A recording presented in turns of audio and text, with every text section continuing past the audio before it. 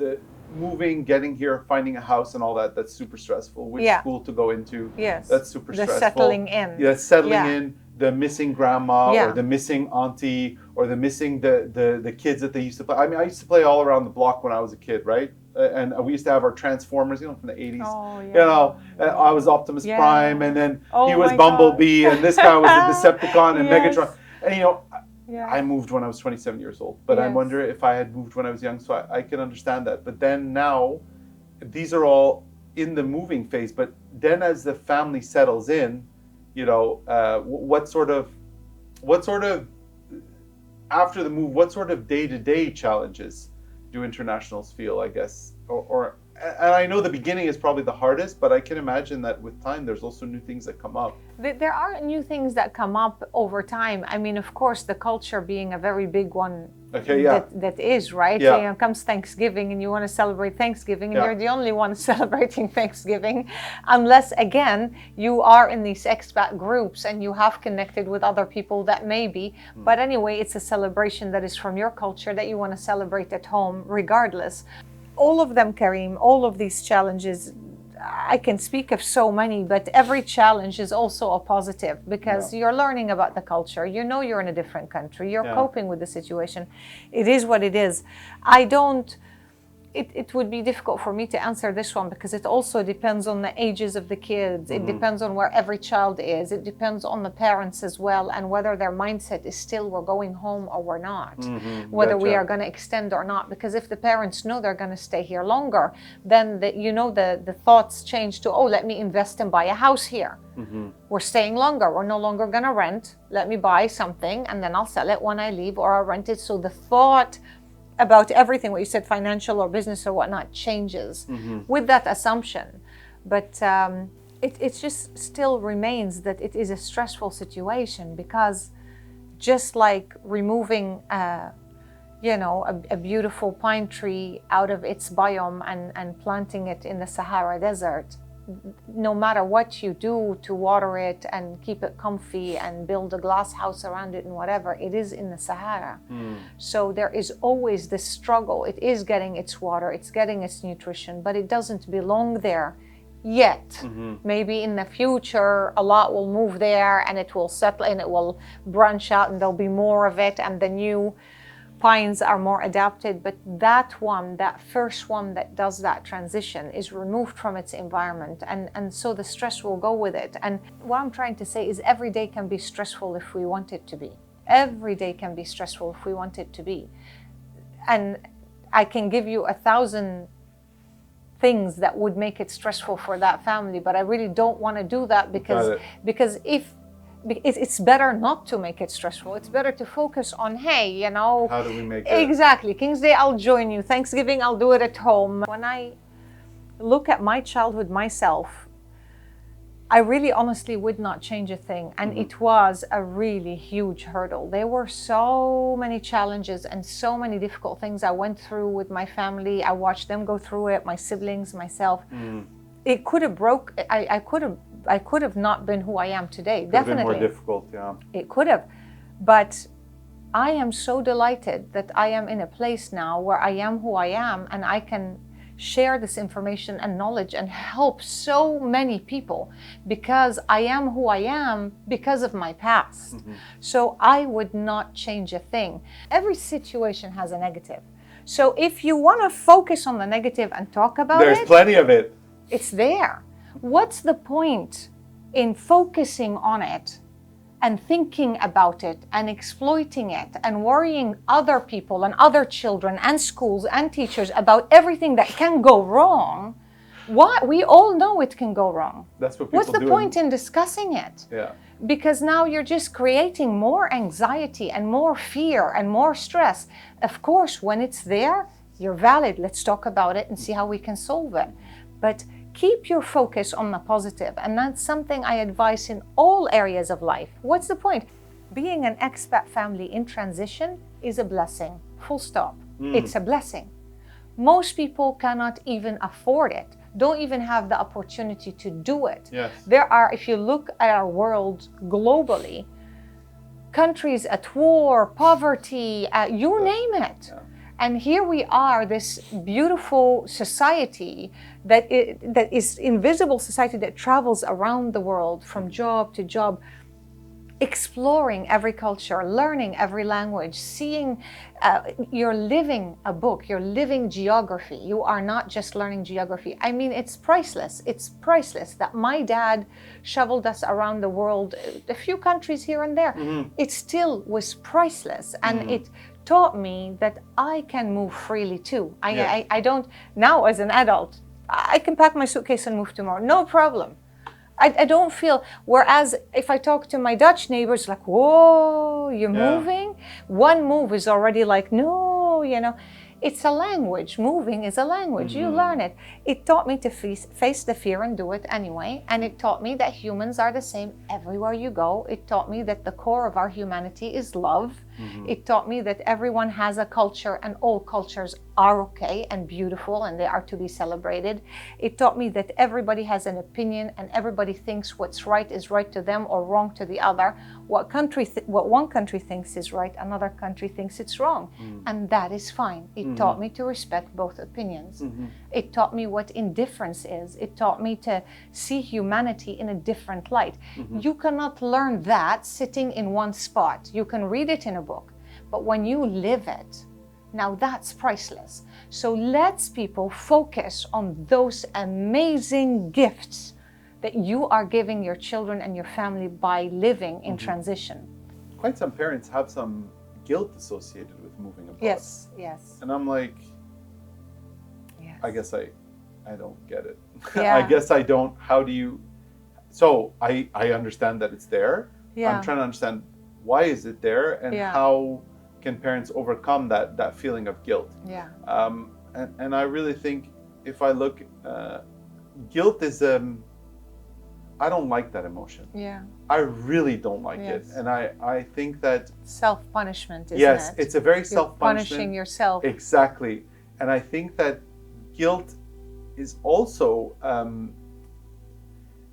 don't want this to come off the wrong way, but sometimes can be used in a way to influence the behaviors of others. Right, right. And I don't like that. Yeah, yeah. And I'm trying to understand, like, okay, so it's one thing to have someone enforce guilt on you. Yes. That's one thing. But I think what I mean about here is the parent that's guilty for having moved abroad. When one is, why do they feel guilty? And two, what can they do about it? Yeah, okay. And how can they get that validation that, all right, I am a good parent. Despite uprooting my family. Yes, You know, yes. what is, maybe you can tell us. Yes, definitely. There is definitely a lot of guilt that parents experience often when they move from one country to the other. That is for sure. And the guilt stems again from seeing the children changing their environment, right? They're removing them from school and they're removing them from their friendships and from their home and their neighborhood and their playground and their toys and their granny and their grandpa and their aunties and their family. So they're taking them somewhere else. And there's always the fear that the child might not like it somewhere else and that they need to ease their transition and so on. And on top of it, there's often when we are in turmoil, we see it in others. So if I myself as a mother, I'm really scared about the move and I'm feeling a lot of stress from the move, I reflect that upon my child. So I think, oh, he's also suffering. He's also this. He's also projecting it. Exactly. That's what I meant to say. Yeah. So it could be a lot of that. And it's sad because guilt is self-punishment, really. Yes. It really is. One has to make a decision. Do we move? Do we not move? Once you make the decision, accept it. That's it. No guilt. It's been done and it's happened. Otherwise, if you think you can't handle it and it's no good, then don't do it. But to go and not to go mentally and to stay in that guilt It's like state. a self-punishment. Self-punishment. Okay. And it's going to do no one. It doesn't bring any good to the parents or to the children. Why it's so important to make this decision from the beginning and to promise yourself that once you go through with this move, you're not going to be swinging back and forth, is because it will not get easier if you're in a state of guilt. It won't. Eventually, like we said earlier, if the parents are in the country for long enough with this family and then now people back home are getting older or getting married or getting sick or passing away, grandparents and so on, the guilt would be double, if not triple, because now I moved 2 years ago and grandma missed 2 years of my son's life, and now she passed away, and now we'll never see her again, and on and on and on. This drama builds up in our heads. Meanwhile, it is the nature of life that if you transition from country to country, you will not be present in that environment. You will be present more in this environment. Yes, you can call, you can FaceTime, you can so on, and you will visit as much as you can, but you no longer can support an elderly family member the way that you would if you were back home, nor can you be there with them for every celebration and every milestone like you would if you were back home. Full stop. If you have guilt from the moment of leaving, then this is only going to multiply sky high. And that's just personal turmoil. That is really a prison that you create for yourself, because you're not experiencing the now. You're living in if and what, and I could have, and I should have, and I would have. What happens when, you know, it can happen that a kid feels left out moving to a new country, feels like, wait a minute, this is not how it is. Definitely. You know, and like just the language, just the rhythm, the schedule, you know, some cultures have a siesta, so other cultures they eat later, the language is different, the way they're taught at home, and just, you know, even different values. Then you have two things to do. You have inner work to do with the child, you and the child themselves at home, in explaining and talking. Why does it feel like that? Sometimes this happens to us as humans. When we change environment, there are different cultures. I'm sorry for your pain. I'm sorry for your discomfort. Maybe have you tried sharing one of your items with this person? Maybe, and suggesting solutions. And again, I go back to the internet a lot, because you can find so many beautiful tips when you Google something. My child is feeling isolated in school. Any tips and ideas? And you get lists and lists from parents and you can pick and choose what you feel is right to practice as an activity, or as there are books about it that you can read to the child, and so on. So this is just you and the child. The other one is external, where you really, really must take the step as an adult to talk to the school teacher or the daycare teacher or the caregiver or whomever it is, to say, hey, listen, thank you so much for what you are doing for the children. Wonderful. I am not here to in any way criticize your work. I am grateful that my child is in your care. I just want to tell you that since we are coming from a different culture and a different place, my child is experiencing these kind of feelings. And I was hoping that maybe you have some tips for me that we can use and you can use together collaboratively, so we can help this child mind this gap of feeling different and separate. Very often, the teachers will either say, oh, I understand, I'm so sorry for your discomfort, and so on. I'd be very open to research some ideas. I'll talk to other staff members and we'll come back to you. Or in some cases, I tell parents, you take the initiative.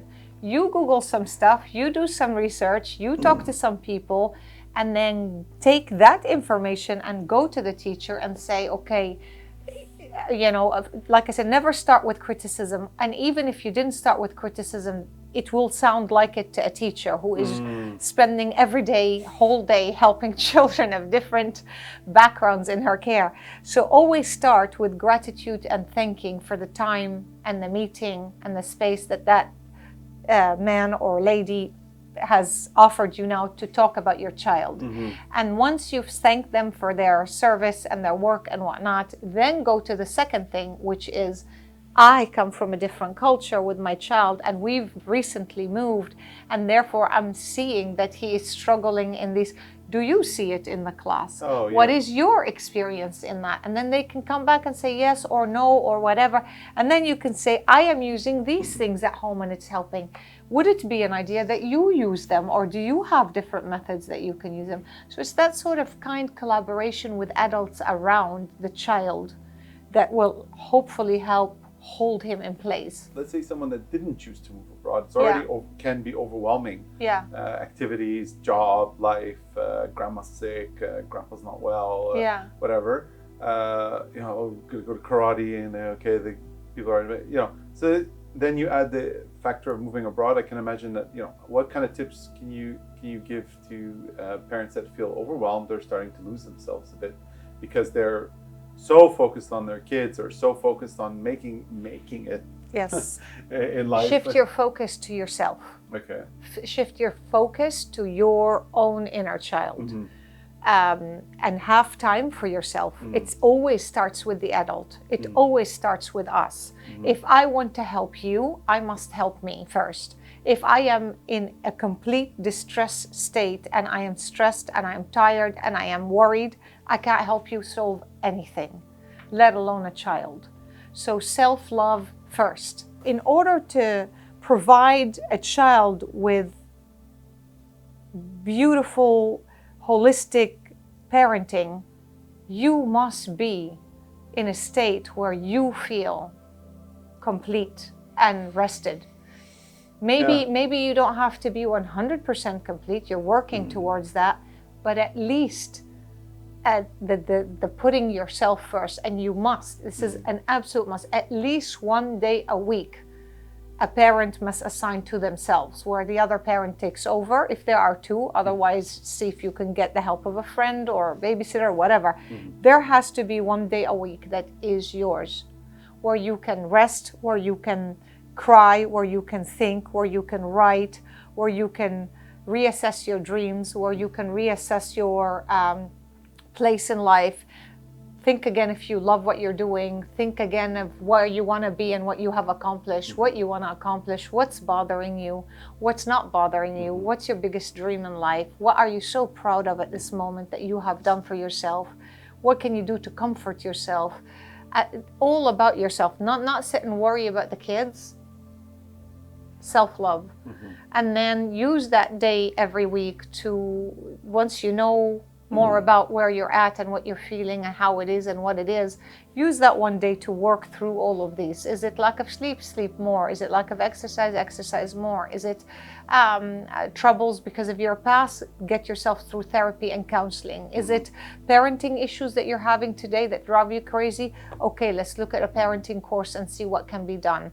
Is it something from my past? Let's work on it. Is it something about my future? Let's see how I can align for it. Is it because you can, comfort is very easy to achieve when you listen to your inner child speak. Very often people in distress, what it is your inner child is screaming. Your being is screaming for attention, right? And because of that inner voice that's constantly screaming, the adult tends to just get busy. Go here, go there, take the kids to clubs, pick up the children, get the groceries, go to school, watch a movie, go to shut up, to numb it, to distract. To numb that voice, to numb that voice. The only time you can hear that inner child voice, and the only way to stop it is to listen to it. So the only time you can listen to it is if you stop. Just stop, halt. One evening, if you don't have one full day, one evening, start with that. And then try to assign a day if you can, and vice versa. One day for mom, one day for dad, whatever. Figure it out. And then listen to that inner child. Start writing and thinking and feeling, what is it? Thank you so much, Robbie, for being here. And thank you for sharing this awesome book that you wrote. Oh, thank Choices, a calm and punishment-free way to raise happy and confident children. So Yes. thank you for sharing that. Thank I think you, I'm Karim. definitely going to read it. Thank you. And probably pass it around. to some Thank you people. for your time. Always a pleasure. Yeah, thank you so much as well for your Yeah. time and answering all these awesome questions.